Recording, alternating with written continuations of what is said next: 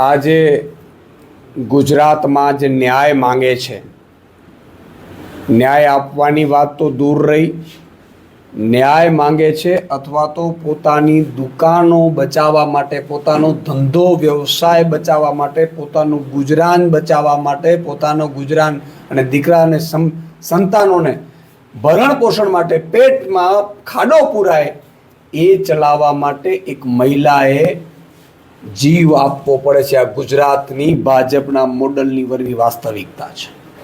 જશોદાનગરમાં, અમદાવાદમાં જે ઘટના બની છે એ ઘટના એટલી દુઃખદાયક છે કે 2 કરોડ અને 32 લાખ ગુજરાતની મહિલાઓ માટે અરીસો સમાન છે. આજે એક મહિલાએ પોતાની દુકાન બચાવવા માટે લાંચ આપવા છતાંય, આજે છાપાઓમાં, પેપરમાં, ન્યૂઝમાં આવ્યું છે કે કોર્પોરેટરે તો લાંચ પણ અપાવડાવી હતી લાખો રૂપિયાની. એ અપાવડાવ્યા છતાં પણ આજે સરકારની જવાબદારી શું હોય છે? સરકારની જવાબદારી હોય છે રોજગારી પૂરી પાડવી. સરકારની જવાબદારી હોય છે ધંધો વ્યવસાય કરતા હોય અને ધંધો વ્યવસાય માટે લોન અને વ્યવસ્થા કરવાની. દુકાનોનો હોય, શોપનો હોય, ગ્રાઉન્ડનો, ગોડાઉનનો હોય તો એ આપવાની વ્યવસ્થા કરવાની હોય છે. પરંતુ સરકાર, જનતા પોતાના પસીનાના કમાઈ ખર્ચી અને દુકાનો બનાવે છે, એને પાડી રહી છે, એને બેફામ રીતે તોડી રહી છે. અને બેફામ રીતે તોડીને જ્યારે કોઈ મહિલા બેન વિરોધ કરે છે ત્યારે એને વિરોધને નજરઅંદાજ કરીને એને જીવતી સળગી જવી પડે. આનાથી વધુ ગુજરાતમાં બીજું પાપ હોઈ જ ન શકે. મુખ્યમંત્રી, મંત્રીઓ, ભાજપના નેતાઓ અને ખાસ કરીને નરેન્દ્રભાઈ જેવું કહેતા હતા કે બેનને એક તકલીફ પડે તો પોસ્ટકાર્ડ લખશો. આજે લાખો બહેનો રડી રહી છે, લાખો બહેનો જીવ આપી રહી છે.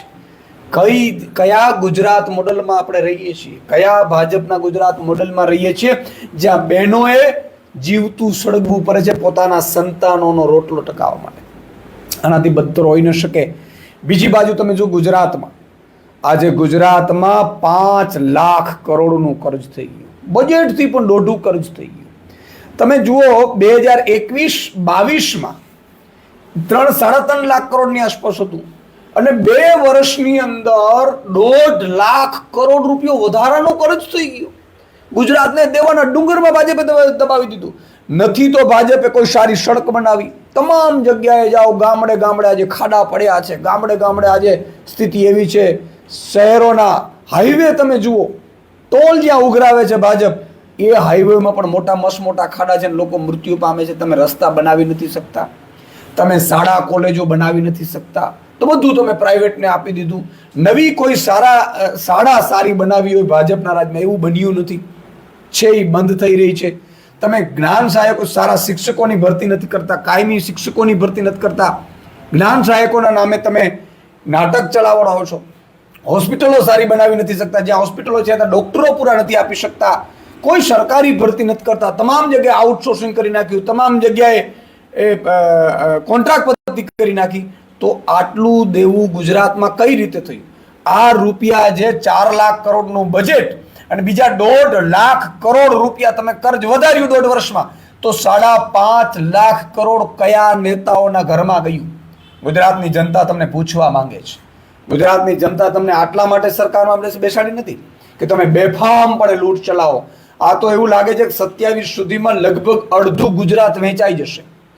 એક બાજુ તમે જુઓ કે કંપનીઓને, મસ્ત મોટી કંપનીઓને 1 રૂપિયા ટોકને જમીનો આપવામાં આવે છે, એને બધી સુવિધાઓ આપવામાં આવે છે, અને ટેક્સ ફ્રી આપવામાં આવે છે, અને વીજળી ફ્રી આપવામાં આવે છે.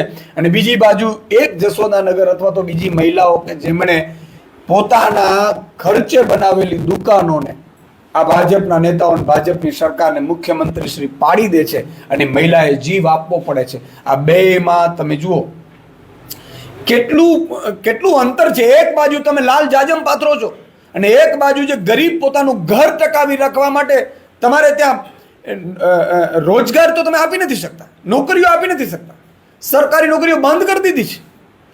અને એના સંતાનોના ભરણ પોષણ માટે કોઈ દુકાન ચલાવે ને એ દુકાન પાડવા ન પાડવા આજીજી કરે ને છતાં એને જીવતી સળગી જવું પડે. એક આ ગુજરાતનો ભાજપ મોડલ. બીજી બાજુ તમે જુઓ મુખ્યમંત્રી 200 કરોડના ચાર્ટર પ્લેનમાં રખડી રહ્યા છે. મુખ્યમંત્રી હેલિકોપ્ટરમાં રખડી રહ્યા છે, મંત્રીઓ બેફામ ખર્ચા કરી રહ્યા છે, એક મંત્રી 2500 કરોડ રૂપિયાને ગરીબોના મનરેગા ખાઈ જાય એ ચાલુ છે, મંત્રીમાં છે. અને છતાંય તમે જુઓ કે ગુજરાતના આખા 7.5 કરોડ નાગરિકોની હાલત એટલી દયનીય બની ગઈ છે કે એક બાજુ દેવાના ડુંગર નીચે દબાઈ રહ્યું છે ગુજરાત, અને બીજી બાજુ નેતાઓ ભાજપના મહેલમાં છે, ચાર્ટર પ્લેનોમાં રખડે છે. આ બહુ જ વિપરીત આખી પદ્ધતિ થઈ ગઈ છે ભાજપની. મારે ગુજરાતની જનતાને વિનંતી કરવી છે કે આગામી તાલુકા જિલ્લા પંચાયતની ચૂંટણી આવી છે, નગરપાલિકાની મહાનગરપાલિકાની ચૂંટણી આવી રહી છે.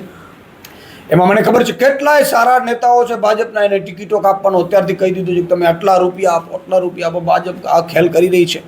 ત્યારે મારે એવા નવયુવાનોને વિનંતી કરવાની છે જે લોકો સમાજ સેવા કરવા માંગે છે. એ લોકો અમારા આમ આદમી પાર્ટી જે અત્યારે ફોર્મ ભરી રહી છે, ખૂબ બધું જ્યારથી વાત ચાલુ થઈ છે ત્યારથી લોકો ઇન્ક્વાયરી કરી રહ્યા છે, સારા સારા લોકો આમ આદમી પાર્ટીમાં જોઈન થઈ રહ્યા છે. તમને આશ્ચર્ય થશે, છેલ્લા 20 દિવસની અંદર ગ્રાઉન્ડ ઉપર 10,000થી વધુ લોકો આમ આદમીમાં ભાજપ કોંગ્રેસના જોડાયા છે, અને 6 લાખ લોકો મિસ કોલ મારીને આમ આદમી પાર્ટીમાં છેલ્લા 1.5 મહિનામાં જોડાયા છે. એમનો અમને આનંદ છે. હજારો લોકો અત્યારે પણ જોડાઈ રહ્યા છે, અને આખી વિકાસની જે ભાજપની જે આભા ઊભી કરેલી છે, ખોટા વિકાસનો વિકાસ થયો છે પણ ભાજપના નેતાઓનો કેટલાક ઉદ્યોગપતિઓનો. એટલે આ જે વિપરીત પરિસ્થિતિ છે, ગરીબ મધ્યમ વર્ગ અત્યારે પીડાઈ રહ્યો છે, જેને રોજગાર ચલાવવા માટે મરવું પડે છે. તમે જુઓ, એક ખેડૂત છે, એને મરવું પડ્યું પોતાનો ન્યાય માંગવા માટે, ભાવફેર લેવા માટે.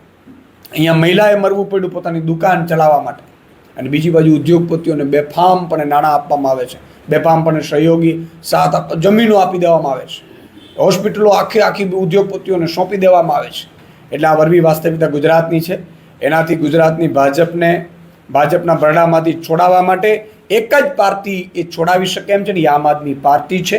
અને આમ આદમી પાર્ટી અડીખમ રીતે લડી રહી છે. ત્યારે મારે આશ્ચર્ય સાથે એક બીજી વાત પણ આપની સમક્ષ મૂકવી છે કે ભાજપે એક બીજું ખેલ અપનાવ્યો છે. અત્યાર સુધી ભાજપ કોંગ્રેસ ભાઈ હતા, માસિયાઈ ભાઈ હતા. ભાજપવાળા કોંગ્રેસવાળાને એમ કે તમે ધંધા લઈ લ્યો, સત્તામાં ન આવો, તમારી ટિકિટો અમે આપીએ. બીજી બાજુ કોંગ્રેસવાળા વર્ષોથી એને સત્તા આપ્યા જ રાખે, એટલે પ્રજા નિરાશ થઈ ગઈ કે આ ભાજપને હરાવી શકાય એમ નથી. જ્યારે આમ આદમી પાર્ટી હરાવવાનું ચાલુ કર્યું અને હજારો નીચેથી લોકો આમ આદમી પાર્ટીમાં જોડાઈ રહ્યા છે ભાજપ કોંગ્રેસના, ત્યારે ભાજપના કહેવાથી કેટલાક મૂળ કોંગ્રેસી જે આમ આદમી પાર્ટીમાં આવ્યા છે એને પણ ભાજપે તોડવાનું શરૂ કર્યું છે, ખેલ આપ્યું છે. પણ મારે બધાને વિનંતી કરવી છે કે તમારા કેરિયર દાવ ઉપર મૂકો છો. જે કોંગ્રેસમાં અત્યાર સુધી જોડાયા છે એમને પૂછી લો એમના હાલ શું થયા છે. છેલ્લા 1.5 વર્ષમાં કોંગ્રેસમાં જે આમ આદમી પાર્ટીના નેતાઓ જોડાયા એમના કોંગ્રેસે બેહાલ કરી નાખ્યા છે. એને કોઈ પદ નહીં, કોઈ જવાબદારી નહીં, હાંસિયામાં ધકેલી દીધા. એ તો માત્ર ભાજપના કહેવાથી તમને લે છે. તો કેટલાક બિચારા સારા કાર્ય સજ્જન વ્યક્તિઓને પણ ભ્રમિત કરવાની કોંગ્રેસ કોશિશ કરી રહ્યું છે ભાજપના કહેવાથી. એટલે મારે એ બધામાં પણ વિનંતી કરવી છે કે કોંગ્રેસના અદના કાર્યકર્તાઓને પણ મારી વિનંતી કરવી છે, કોંગ્રેસ ઉપર વિશ્વાસ કરતા નહીં. કારણ કે 30 વર્ષથી આ બંને તમને ને મને લૂંટ્યા છે. અને આપણે કોંગ્રેસની સરકારે જોયેલી છે 30 વર્ષ ગુજરાતમાં, એ પણ ખેડૂતોને ગોળીઓ વરસાવી હતી. તો આ તમામ બાબતો લોકો સુધી પહોંચે ને આગામી તાલુકા જિલ્લા પંચાયત નગરપાલિકા મહાનગરપાલિકામાં આમ આદમી પાર્ટીના લોકોને મત મળે, આમ આદમી પાર્ટીના કાર્યકર્તાઓ જે સંઘર્ષ કરવા ઉતરેલા છે એ લોકો આવે, સંઘર્ષ કરે અને જીતે. એ માટે હું પ્રજાને વિનંતી કરું છું. આપને કોઈ સવાલ હોય? રાહુલ ગાંધીનો જે આક્ષેપ છે તો આમાં આપનું શું ભૂમિકા? વોટ ચોરી મામલે પહેલી વખત સૌથી પહેલી પોલ ખોલ અગર કરી હોય તો એ માનનીય અરવિંદ કેજરીવાલજીએ કરી હતી, તમને ખબર હોય. અને ત્યારે બધી પાર્ટીઓ ચૂપ બેઠી હતી ભાઈ, કે તો દિલ્હીની ચૂંટણી માટે કરી રહ્યા છે. અરવિંદ કેજરીવાલજી આખા વોટમાં કઈ રીતે ગડબડ કરે છે ભાજપ, કઈ રીતે એક નેતાને ત્યાં 25 30 લોકો એક ગાર્ડ બતાવીને એના ઉમેરો કરીને કઈ રીતે બીજા રાજ્યોમાંથી વોટર લાવીને જે આખા ચૂંટણી પંચમાં ગોબાચારી કરે છે, એની પહેલી પોલ ખોલી હોય તો માનનીય અરવિંદ કેજરીવાલજી સંજય સિંહજીએ પ્રેસ કોન્ફરન્સ કરીને ખોલી હતી, તમામ મીડિયા સમક્ષ ખોલી હતી. ભાજપ આ જ ખેલ કરી રહ્યું છે. આમ આદમી પાર્ટી પણ સ્પષ્ટપણે માને છે કે ગુજરાતમાં પણ અમે પ્રેસ કોન્ફરન્સ કરીને અમારા માનનીય મહામંત્રી સાગરભાઈએ ચૂંટણી પંચને કહ્યું હતું કે તમે ડિજિટલ ફોર્મમાં અમને આપો.